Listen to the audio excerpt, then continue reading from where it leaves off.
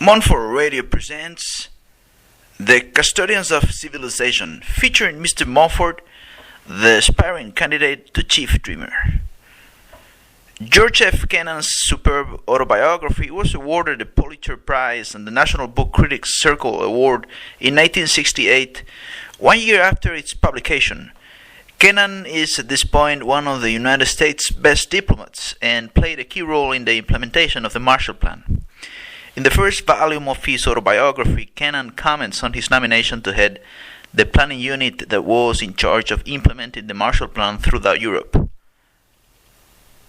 Kennan says, "I seem to recall that at some time during the first weeks of 1947, while I was still at the War College, Mr. Dean Acheson, then serving as Undersecretary of State, called me to his office and told me that General George Marshall, who had only recently assumed the office of Secretary of State, had in mind the establishment within the department of some sort of a planning unit, something to fill, at least in part, the place of the divisions of plans and operations to which he was accustomed in the War Department.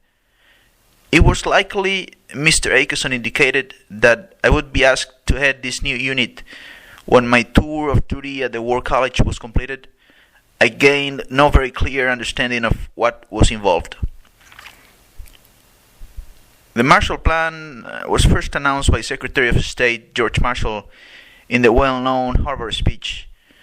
Regarding this speech, Kennan mentions that we had access to the valuable views and studies of people on the economic side of the department.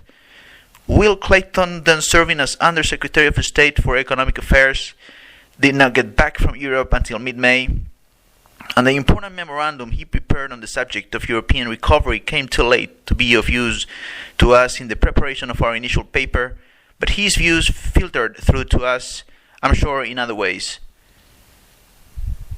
Kennan's deep understanding of the German and Russian foreign policy agendas granted him a key role in the implementation and delivery of the plan. On the last page of the first part of his two-volume biography, Kennan wrote a conclusion that reminds of the political environment in the United States during the second mandate of George W. Bush. Kennan writes, "Never before," I wrote on August 14, 1950, "has there been such utter confusion in the public mind with respect to U.S. foreign policy. The President doesn't understand it, Congress doesn't understand it, nor does the public, nor does the press. They all wander around in a labyrinth of ignorance and error and conjecture, in which truth is intermingled with fiction at 100 points, in which unjustified assumptions have attained the validity of premises, and in which there is no recognized and authoritative theory to hold on to. It is time for the United States to shift gears and look beyond what has been the core of its foreign policy agenda in the 8 years of George W. Bush. It is time to look beyond a purely anti-terrorist military strategy and incorporate to the issue of national security major threats to the environment and the human being." Overall, Kennan's biography fits very well into the storytelling of the Marshall Plan, and his expertise as a diplomat in Germany and Russia comforted him a vision that many lacked at the time.